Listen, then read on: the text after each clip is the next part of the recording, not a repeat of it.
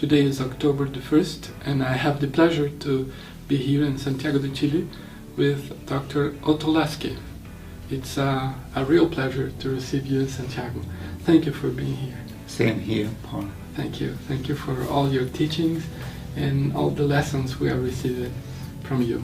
And thank you for what I learned here. Thank you, very kind of you. I would like to ask you about your work and what is it exactly your social studies? Yes, thank you. Okay. My social science work is based on studies I did a long time ago in philosophy, social and in sociology. And I would say, this may sound a little arrogant, but I feel it is really about the human condition. Uh-huh. And by that I mean it is about not just human nature, but human nature or being alive in this particular society. Uh-huh. Because I think that the developmental studies I've made and that I've studied, that I've absorbed, historical findings that 100 years ago were different and in 100 years from now will be different. So when I speak of emotional stages and cognitive stages, I think I'm not speaking so much about something eternally true, but rather something pertinent to these times. Okay. Or at least this period of history. Okay. And could you talk a little bit about what you have called CDF, the Constructive Developmental Framework, please? Yes. This is a methodology that I have been able to develop through my studies in adult development and in psychology. And I have, about 15 years ago, I put these methodologies together, and they have to do with finding out from individuals through interviews how they make meaning of their experiences, how they construct the world conceptually, and how they operate psychologically in the world. And while these three perspectives are often separated, I have felt that only by bringing them together can one get a holistic picture of the person. And I think this is important, for instance, for coaching, that the question becomes, whom are you really coaching? How much do you care to know about the person you are coaching before you begin to coach? And this is unusual because most coaching today approaches that differently, because coaches seem to think that they already know who this person is, or they will get to know how this person is, which is of course true, but only partly true, because there are things that one can find out about a coachee that even that coachee would not know about. And this may seem arrogant, but it is rather a humbling exercise because it is not that the coach who has made assessments knows more about the coachee than the coachee himself or herself. It's rather that the coach now has the opportunity to work on the basis of what is a somewhat objective knowledge base that helps him, the coach, to put some kind of distance between him and the coachee and to be objective, more objective about the person he is coaching. Mm-hmm. Okay. And well, I've been studying with you for 2.5 years. Yes. I have learned a little bit of your model, but I would like to hear from you and into better know what kind of applications can be related to the CDF model. Yes. CDF is a very general model. It is not really specific to, although it can be made specific to coaching versus let's say therapy or consulting or mediation, but it applies really to all kinds of work consultants do with adults. Uh-huh. So it's about adult development in the sense that the assumption is that children and adolescents feel and think differently from adults. Uh-huh. And that only adults have certain capabilities that children and adolescents do not have, and on those we focus in our work with them. Right. And what is the common sense about CDF that you can bring to different disciplines, as you have mentioned? Yes, I think one can say the assumption is that the human being is very complex, yeah, and that even CDF does not cover all the dimensions of a human being as far as we know of it today. But for me, the crucial nexus in CDF between what we know about different dimensions in the social sciences now is that there seem to be two different kinds of adult development. Mm-hmm. One has to do more with the emotions and how a person relates to other people emotionally, and the other has to do more with the what I call cognitive aspect of an adult, which has to do with how complexly can that person see the world, by which I mean, well, that's actually not so easy to explain, but I think intuitively you would agree that I can simplify my own state and what I see in the world and use abstractions to make it manageable. Here I come to some ethical concerns as well. Okay. I see my clients,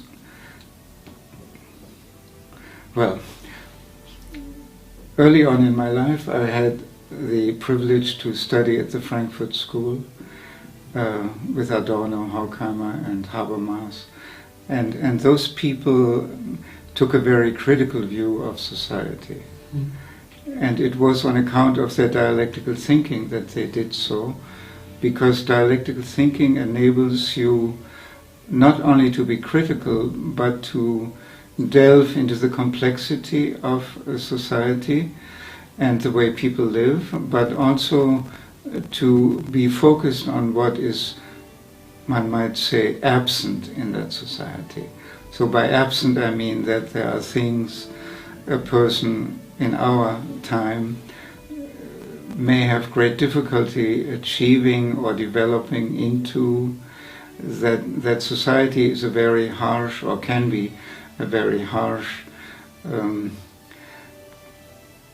system or even cage, in which, despite all the talk about development, there's actually very little space left for people to develop due to the way they work. They are educated, and so when I spoke initially about my being concerned about the human condition, what I meant was I'm concerned about the amount of freedom to develop their potential people have today. And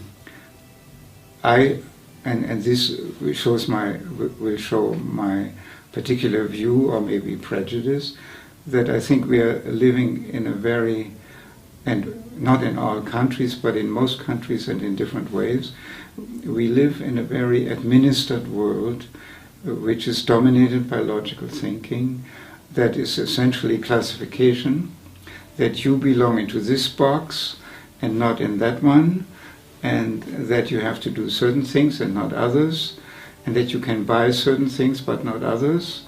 And so, you know, we are living in a class society of some kind, different in different countries. And what is the worst is that I don't think people are educated in a way that makes them either understand that deeply or even break out of it. Mm-hmm. And so for me, dialectical thinking has a great critical and critical potential, and a potential for transformation. In other words, I think that if a person thinks transformational, let's say dialectically, that also means he or she can see a big picture of the situation he is in, she is in, and what is more important even, or equally, they can see what is not realized, mm-hmm. what is open, what is the potential, but is, you know, closed off or something. So for me there is, in dialectical thinking, it is not only about having a big picture of the world and being critical of what one is put into, but also high value. I would give high value to the ability of people to change their situation and to transform their lives and the lives of people around them. And actually I do look at coaching that way, as an attempt not only of individual coaches but of society as a whole to bring people up to a higher level of thinking, of making meaning of their life and so forth. And so Pensamiento Dialéctico, as you have rightfully associated with my work, does not only have to do with thinking, but it also has to do with the way I look at what we call social emotional development. That means different ways of positioning myself vis-à-vis others over the lifetime. And so, and then in addition to the cognitive and the social emotional dimension in CDF, I use dialectical thinking to tie these different findings that I've talked about a little bit together to convey to my client a somewhat holistic and also objective picture of where they are right now in their development and what their potential might be to improve, to change, to blossom. Okay. So for me, dialectical thinking has an aspect of social critique, I would say. Yeah. Very. I think it's part of my experience being your student. Mm-hmm. I learned something like that too. Mm-hmm. And how do you foresee the process of average coach student becoming your student, and what kind of steps he or she should be doing for that? I wish I could speak 15 languages. Well, it's a good goal. Because then I could reach students of different culture. I am mostly working in English. I have some German students and I'm learning Spanish, but it's probably a long time effort, or longer time effort. You're asking what would you like, or what do you see new students? What would they want to learn, or what? How do you notice or would foresee the development during your courses? Well, coaching is a very young profession, and it started it came out of the self-help movement in the United States, and the notion was that you could do a lot of coaching yourself, you can do it yourself, and then the notion of coach developed as somebody who can hold your hand in doing that. And so coaches today, I would think 90 or 95% of coaches today do not think of adult development in the sense of being a lifelong process in which your potentials gradually unfold in a way that a coach can help you do. That should be a paradox in terms that CDF is working to develop others, and what the model itself is going to handle its own development. Yeah, I think that's a wonderful question, because I feel that I'm only at the beginning of this methodology. I just was the first who put these three dimensions together and began to develop teaching materials and attract students who study this with me and then take it into their work. But I think there are so many unknown answers to the problems that CDF opens up that I would hope there is going to be a development of CDF itself that will help to make it more subtle, to make it maybe even more easily learnable. And these are answers like, or questions rather, like, well, how does social emotional development relate to cognitive development? What would it mean to be well developed and have a great deal of well-being? What would that mean socially, emotionally and cognitively? What would the social emotional score have to be and the cognitive score have to be to have a kind of equilibrium of development in oneself? For instance, to be concrete,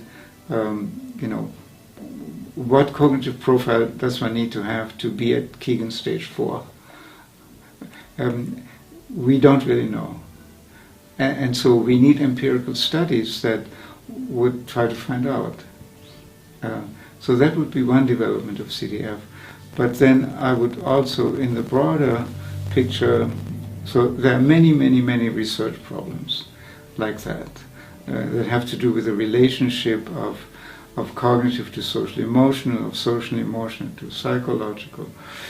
And then also, of course, of how all three together define the well-being of a person, which is no man's land.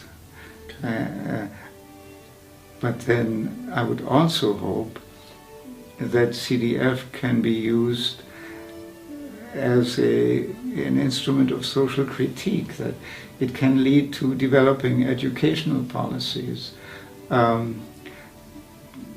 even maybe, I don't know, immigration policy, maybe not, but educational policies in particular, and of course also movements of critical thinking that develops an articulate opposition to some regime or kind of government. So the critical potential of CDF could even be carried beyond the social emotional and the psychological and the cognitive into entirely new areas. So I am of course very biased in favor of dialectical thinking, and I think that it is, coming back to my initial point, a way to be more free than most people can now be. And by that I mean something like Roy Bhaskar expressed in the title of a book on dialectical thinking, which he called Dialectic, the Pulse of Freedom.